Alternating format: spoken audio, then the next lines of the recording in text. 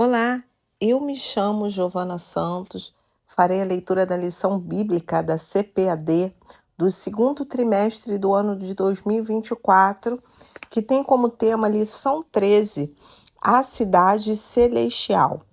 Texto áureo, mas a nossa cidade está nos céus, donde também esperamos o Salvador, o Senhor Jesus Cristo. Filipenses capítulo 3, verso 20, verdade prática.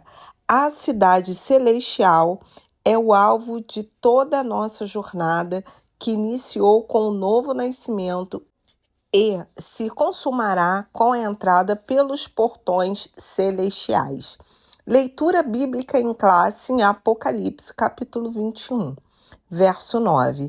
E veio um dos 7 anjos que tinham as 7 taças cheias das últimas 7 pragas e falou comigo, dizendo: Vem, mostrar-te-ei a esposa, a mulher do Cordeiro.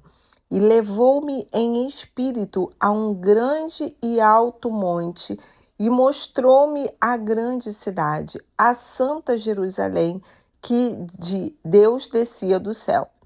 E tinha a glória de Deus. A sua luz era semelhante a uma pedra preciosíssima, como a pedra de jaspe, como o cristal resplandecente. E tinha um grande e alto muro com 12 portas, e nas portas 12 anjos, e nomes escritos sobre elas, que são os nomes das 12 tribos de Israel.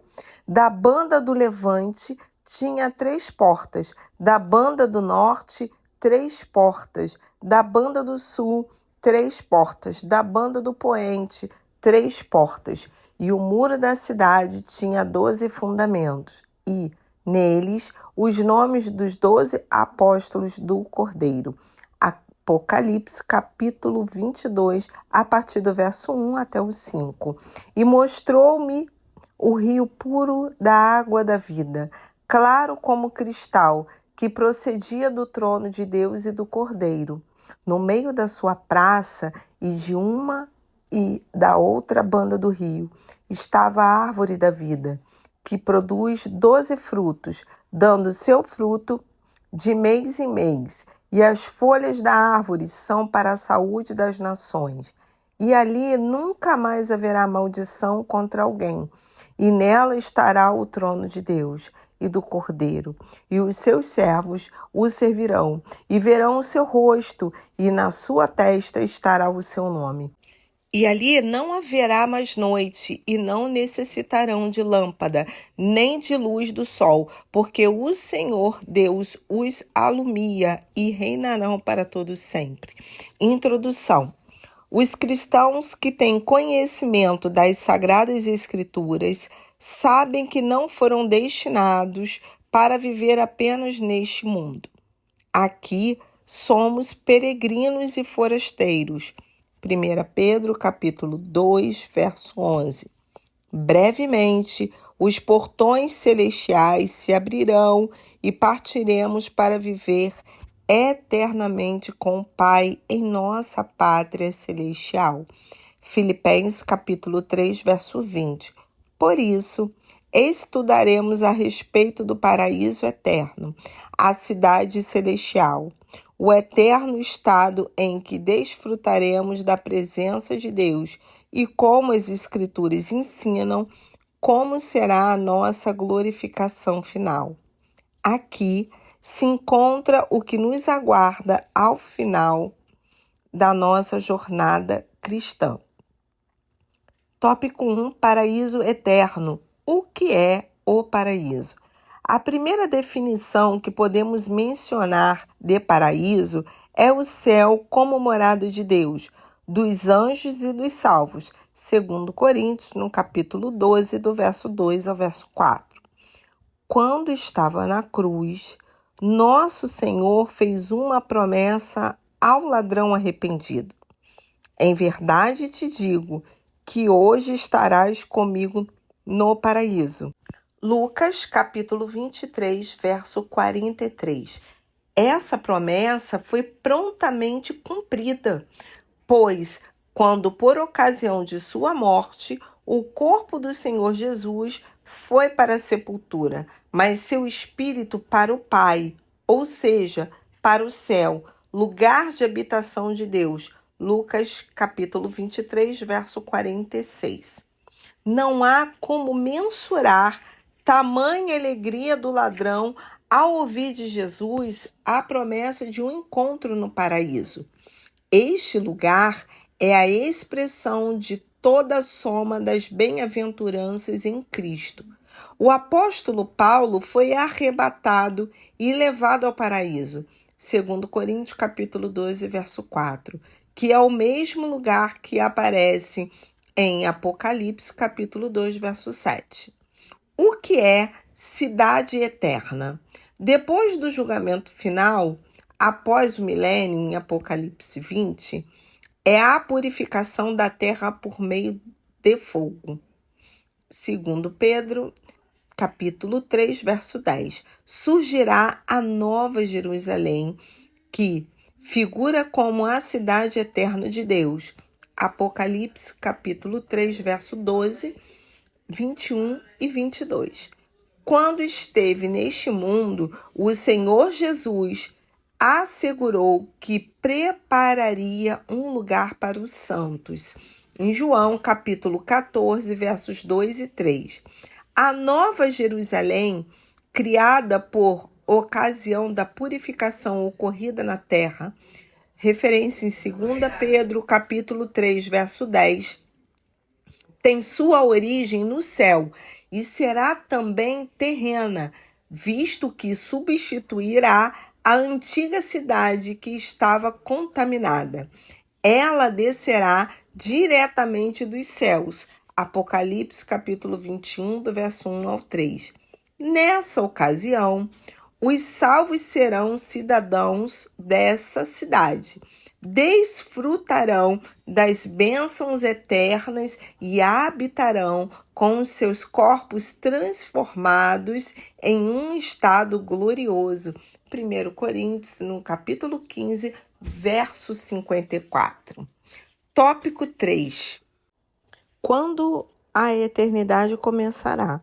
De acordo com o estudo atento do Apocalipse, depois do arrebatamento da igreja, ocorrerá a grande tribulação por um período de 7 anos. Em seguida, nosso Senhor retornará gloriosa e triunfantemente por ocasião de sua segunda vinda e implantará o reino milenial. Depois do milênio, entraremos no glorioso estado eterno. Apocalipse 21 e 22. Aqui devemos cuidar para não confundir o milênio com o estado eterno. Este caracteriza a eternidade sem fim em que passaremos com Deus. Aquele é um período em que Jesus reinará por 1000 anos na terra e, ao final desse período, pessoas serão julgadas diante do trono branco, o juízo final. Apocalipse capítulo 20, do verso 11 ao 15. Aguardemos piedosamente o reino eterno, o novo céu, a nova terra e a nova Jerusalém. Tópico 2. O eterno e perfeito estado. 2.1. O estado perfeito à luz da doutrina bíblica. De Gênesis e Apocalipse, há um propósito divino na consumação dos séculos, onde tudo ocorrerá por ocasião da segunda vinda de Cristo Jesus, após o milênio em que serão estabelecidos um novo céu e uma nova terra. Apocalipse capítulo 21, verso 1. Nesse tempo, o propósito original de Deus se cumprirá e toda a terra se encherá de sua glória, conforme o apóstolo Paulo escreveu. Haverá a reconciliação geral de todas as coisas, em que o céu e terra serão a mesma grei. Colossenses capítulo 1, verso 20. Por isso, o perfeito e eterno estado é descrito na Bíblia como um lugar belo, de santidade e perfeição. pois a antiga ordem em que imperava a natureza do pecado foi abolida e deu lugar a um lugar santo, puro e perfeito. 2.2 O estado perfeito à luz de Apocalipse, capítulo 22, do verso 1 ao 5. O livro do Apocalipse traz alguns símbolos que descrevem de maneira mais vívida o divino estado perfeito de todas as coisas. São símbolos que comunicam a singularidade desse novo estado. A. Um rio. B. A árvore. C. A ausência de males. D. A presença de Deus. A vida eterna descrita como um rio. O apóstolo João descreve essa eternidade como o rio da vida que brota do trono de Deus e do Cordeiro. Apocalipse capítulo 22, verso 1. Aqui está presente o aspecto simbólico do rio como símbolo de vida que em diversas vezes o Senhor Jesus mencionou como a água da vida. João capítulo 4, verso 10, Salmos 46, verso 4 e Ezequiel 47, do 1 ao 22. B. A vida eterna descrita como árvore. A árvore da vida remonta ao livro de Gênesis, referências em Apocalipse capítulo 22, verso 2 e Gênesis capítulo 2, verso 9, Gênesis capítulo 3, verso 22. Seus 12 frutos de mês em mês e suas folhas simbolizam a vida que triunfou sobre as enfermidades e a morte. Não haverá mais dores nem doenças, pois no divino estado eterno a morte não prevalecerá mais. C. A vida eterna sem males. Não haverá mais maldição contra alguém. Apocalipse capítulo 22, verso 3. O problema do coração do ser humano será para sempre resolvido, pois o mal será plenamente erradicado. Ali, o trono de Deus e do Cordeiro serão centralizados no coração do ser humano. A vida eterna na presença de Deus. Contemplaremos a Deus face a face. 1 Coríntios, capítulo 13, verso 12. E sua presença será a nossa luz para sempre. Apocalipse, capítulo 22, verso 4. Que alegria indizível! Prestaremos culto olhando diretamente para Ele. Sua presença gloriosa fará com que não haja mais noite, não havendo mais qualquer escuridão, e para sempre reinaremos com Ele. Tópico 3. O estado final de todos os santos. 3.1. O que todo crente salvo deve esperar. Os santos de Deus, tanto do Antigo quanto do Novo Testamento, nunca viveram nesta terra com a ideia de permanecer nela eternamente. O patriarca Abraão vivia nela com a esperança da cidade celestial, cujo construtor é Deus. Hebreus capítulo 11, versos 9 e 10, e Gálatas capítulo 4, verso 26, e Hebreus capítulo 11, verso 16. Moisés passou por ela com essa mesma intenção. Deixou o Egito e sua glória porque tinham consciência de algo melhor, a recompensa gloriosa. Hebreus capítulo 11, dos versos 24 ao 27. Por isso, o cristão que vive neste mundo sabe que aqui ele é peregrino nesta jornada, pois está consciente de que o seu lar, a sua verdadeira cidade, é a cidade celestial, de onde o nosso grande e maravilhoso Deus habita. Apocalipse capítulo 21, verso 3 e 22. Capítulo 22 e verso 3. Viveremos todos em unidade. Ao se fazer menção dos escritos, mais 12 portas da cidade, onde estão os nomes das 12 tribos de Israel e dos alicerces, levam os nomes dos 12 apóstolos, está evidente que se trata de pessoas originárias de todas as eras. Referência em Apocalipse capítulo 21, dos versos 9 ao 14.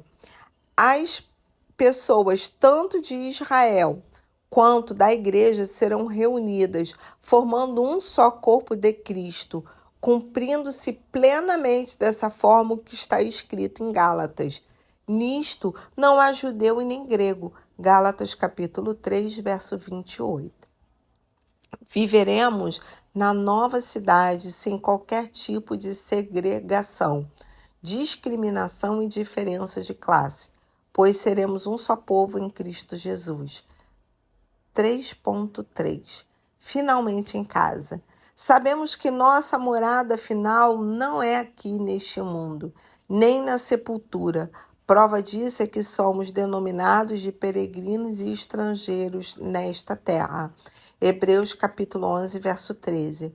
O apóstolo Paulo nos lembra de que a nossa cidade está nos céus. Filipenses capítulo 3, verso 20. Os cristãos que verdadeiramente mantêm comunhão com Cristo e sua palavra cultivam em seu coração o desejo de ir para casa, como anelava o apóstolo dos gentios, 2 Coríntios no capítulo 5, verso 8 e Filipenses capítulo 1, verso 21 e 23. Essa é a nossa grande recompensa de quando findarmos aqui na terra a nossa jornada. Essa é a bendita esperança de todo cristão sincero que deseja morar no céu. Conclusão. O céu é o destino final de uma jornada que se iniciou com o novo nascimento. Do início da jornada até o final, enfrentaremos inimigos que intentam nos desviar da rota para o céu. Por isso, durante a travessia da jornada, é necessário toda vigilância e zelo, sabendo que aquele que começou a boa obra aperfeiçoará até o dia do nosso Senhor Jesus Cristo. Filipenses capítulo 1, verso 6. Portanto, coloquemos nossos olhos no autor e consumador da nossa fé, olhando para frente, pois a Canaã celestial é logo ali.